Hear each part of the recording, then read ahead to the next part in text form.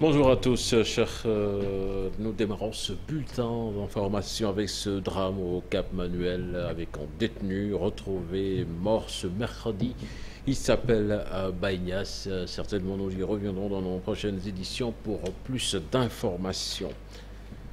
Et puis ce rapport mené entre 2019 et 2021 dans une enquête menée par l'Afrobaromètre, 63% des Sénégalais ne se sentent pas en sécurité et pourtant du côté de la police, plus de 62 000 interpellations ont été menées au cours du premier trimestre de l'année 2021, des opérations de sécurisation qui ont permis de mettre la main sur des auteurs de différentes infractions. Là-dessus, je vous propose de suivre ce sujet signé Aminata Mbaresso et Tierno Laurent Mendy. La sécurité des Sénégalais mise à nu. Dans un rapport produit par l'Afrobaromètre, l'enquête effectuée indique que 60% des Sénégalais ne se sentent pas en sécurité, un pourcentage qui ne colle pas avec les chiffres de la police. Le premier semestre du mois de l'année 2021, nous avons pu interpeller plus de 62 635 individus, voilà, pour diverses infractions.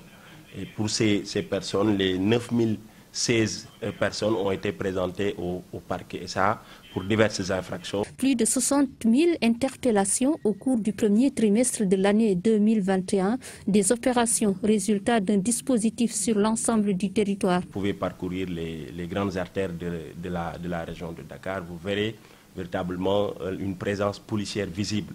Mais au-delà de cette présence policière visible, nous avons aussi des fonctionnaires de police qui travaillent en tenue civile et qui envahissent et qui interviennent au niveau, du terrain pour dénicher les délinquants. Outre ces opérations quotidiennes, l'organisation de certains événements comme le Magal mobilise aussi les forces de l'ordre. Durant la période du Magal, au retour, on assistait à beaucoup de cas de cambriolage pour des maisons qui pratiquement étaient quasiment fermées par les occupants. Mais cette année, grâce au dispositif que nous avons mis en place, un dispositif anti-cambriolage sur toute l'étendue du territoire, cela nous a permis véritablement, au retour du Magal, jusqu'au moment où je vous parle, nous n'avons enregistré aucune déclaration de cambriolage. Des infractions liées à la cybercriminalité figurent aussi en grande partie dans les interventions de la police. Nous reparlons de cette dernière sortie de Fatoumata Ndiaye sur les réalisations du chef de l'État dans la région de Matam. Les mouvements de protestation et de contestation donc se désolidarisent de la coordonnatrice de Fouta Tampi face à la presse. Les délégués de l'ensemble de ces mouvements qui ont mis en place un collectif continuent d'exiger plus d'action à Matam et plus de considération pour les jeunes zappés dans les programmes Hyundawi. Le collectif qui s'est vu interdire le rassemblement non autorisé par le préfet s'est replié dans une maison pour annoncer une marche régionale. Des explications dans cette correspondance signée Ali Bandelia.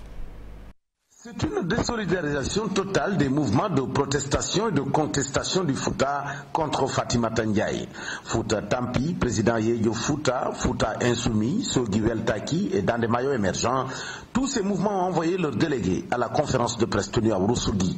Regroupés au sein d'un collectif, ces mouvements persistent et signent avec le slogan Fouta Tampi. Ces propos portant sur le soi-disant ralliement n'engage que son auteur et qui était d'ailleurs un membre parmi nous, mouvement président Yeyo Fouta dirigé par Madame Kelel Ndiaye. L'auteur de ces allégations a été exclu après plusieurs erreurs de communication portant avec elle notre slogan Fouta Tampi pour en faire un mouvement. Nous sommes ni de près ni de loin liés aux déclarations de cette personne. Par ailleurs, nous profitons de cette tribune pour faire comprendre à l'opinion publique que les mouvements sont toujours là, plus déterminés qu'aujourd'hui qu'hier, et que depuis l'arrivée du président de la République, lors de sa tournée économique, qu'aucun ruban n'a été coupé pour inaugurer quoi que ce soit. Nous réclamons des hôpitaux modernes, la route de Danemayo, l'accès à l'eau potable dans les zones du Ferlo de Kanel, l'achèvement du Torson Chilogne Ourossogui, la construction d'une université, l'emploi des jeunes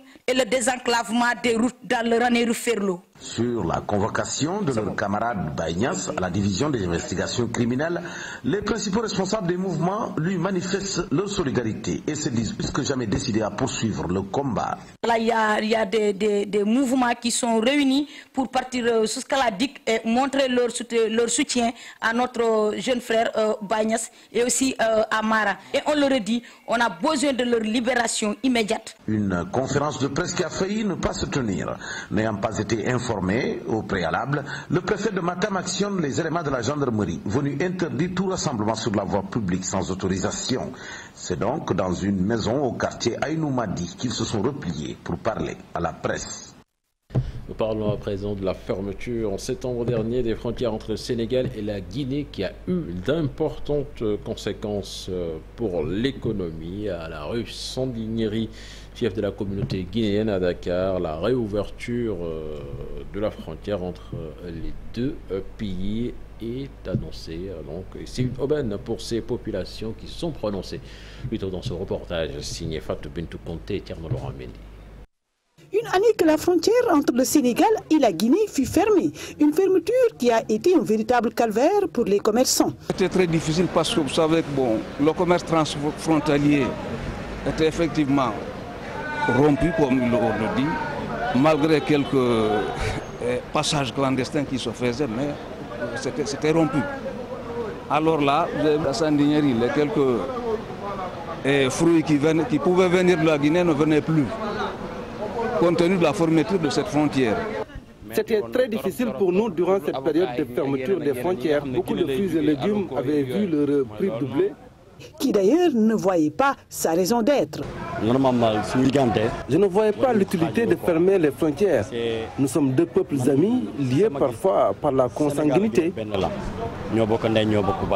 Et chaque jour qui passe fait perdre des millions à ces opérateurs économiques. Donc il y avait énormément de manque à gagner. Beaucoup de fruits, par exemple, qui venaient de la Guinée ne venaient plus. Donc certains arrêts de consommation et que les Guinéens qui sont là avaient l'habitude de consommer en Guinée ne venaient plus. Donc là aussi, c'était un autre problème.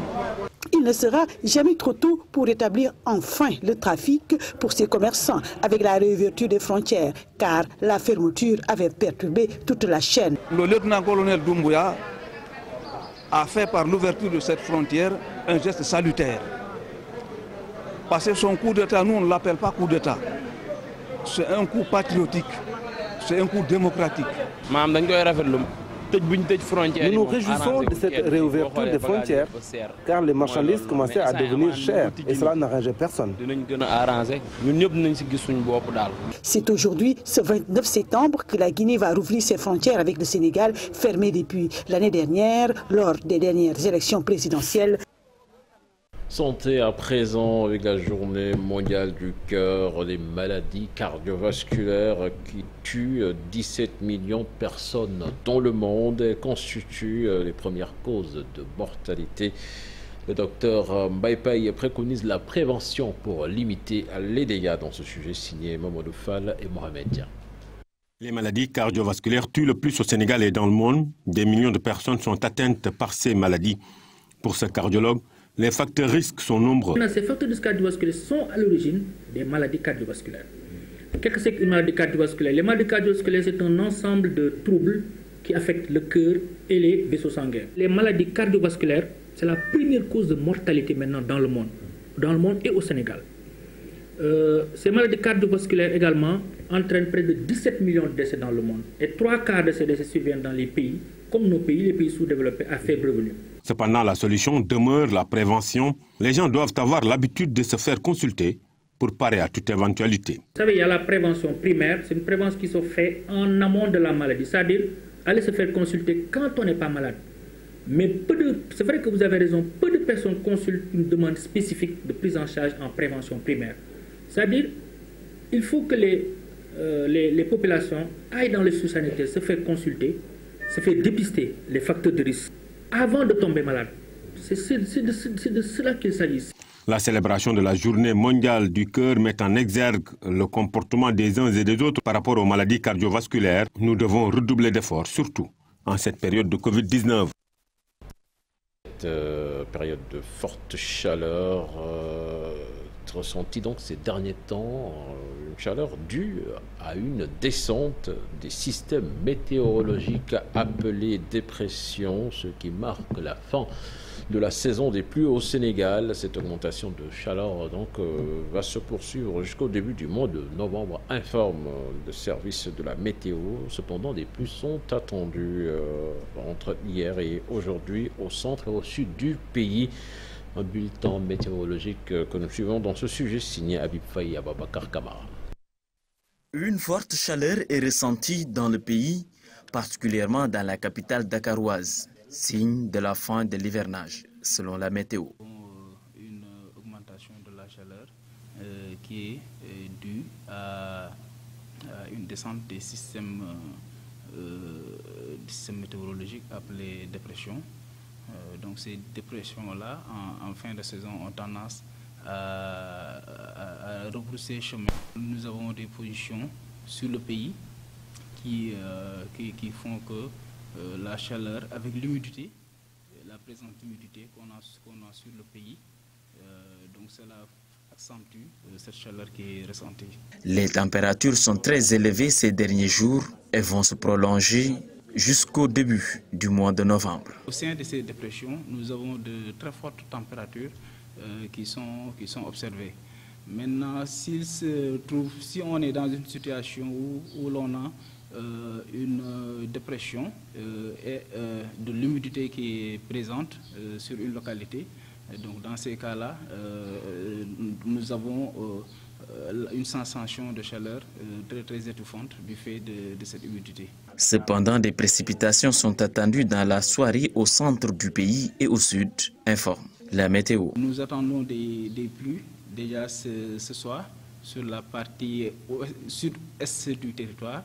Et demain, la situation devrait progresser vers la partie centre-est du pays, voire centre du pays au courant de la nuit. La capitale à Dakar, nous avons quand même des risques entre demain nuit et après-demain, mais c'est des risques très faibles. La période de chaleur est loin d'être terminée. Au courant de la journée, aussi bien que la nuit, beaucoup sont ceux qui en souffrent.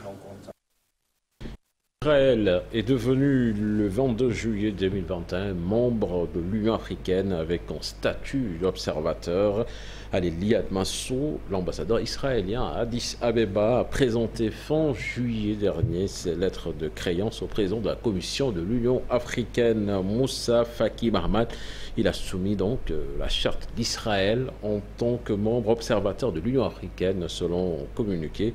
Au Sénégal, la plateforme de solidarité Sénégal-Palestine dit non à cette décision. Face à la presse, l'organisation compte poursuivre le combat pour qu'Israël ne soit jamais un observateur de l'Union africaine. Suivant à ce propos les explications de Seydi Gassama, membre de la plateforme de solidarité Sénégal-Palestine, interrogé par Ibou Diouf et Diafaraba. Décision d'admission à l'Union africaine de l'État sioniste en qualité de membre observateur.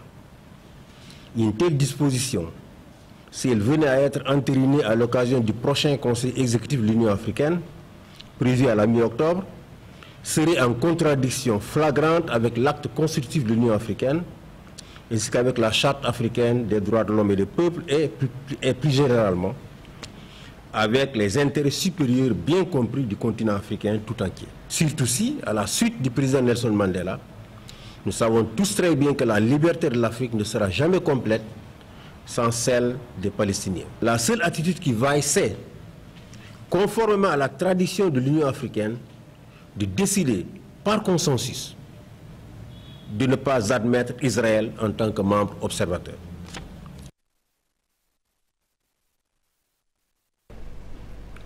Voilà, c'est Seydi Gassama. Cher, c'était là l'essentiel de la première tasse actu de ce matin. Merci beaucoup, cher Tidjane. Merci beaucoup. Donc, on continue donc votre émission Info du matin. À présent, la revue des titres, ça sera l'affaire de Chérif Dia tout de suite.